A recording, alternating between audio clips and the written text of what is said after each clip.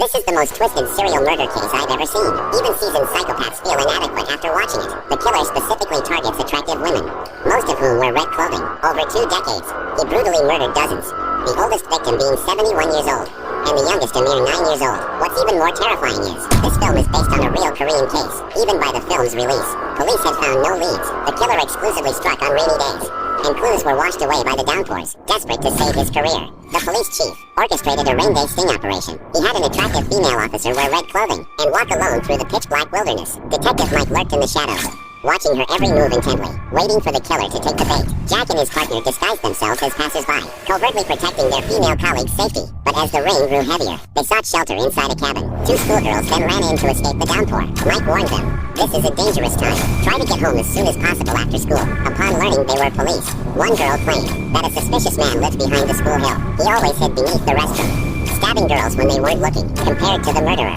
his perversion was even more extreme, but Mike didn't pay much attention, thinking it was just a prank. The next day, the quick-witted Jack suddenly had an epiphany. Since there were no clues in several consecutive cases, wasn't this itself a clue? This instantly puzzled the chief, as someone who'd been there before.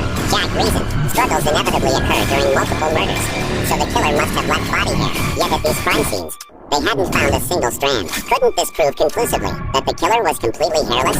This deduction left the chief speechless. They couldn't exactly pull men's pants down to investigate, just as everyone was baffled. The female detective made a major discovery. She had a habit of listening to radio music, and at the exact time each murder occurred, someone had requested the song Dear, That's Not Love. Jack dismissed her as love-struck, but the chief and Mike sensed something deeper. They decided to split up. Mike sought records of the song requester, only to discover the station destroyed daily logs to protect listener privacy. Meanwhile, Jack spent his days at the bathhouse, searching for the hairless individual, only to be mistaken for a pervert. Mike resolved to investigate the school. He entered the school restroom, scanning for clues, just as he reached for the door handle.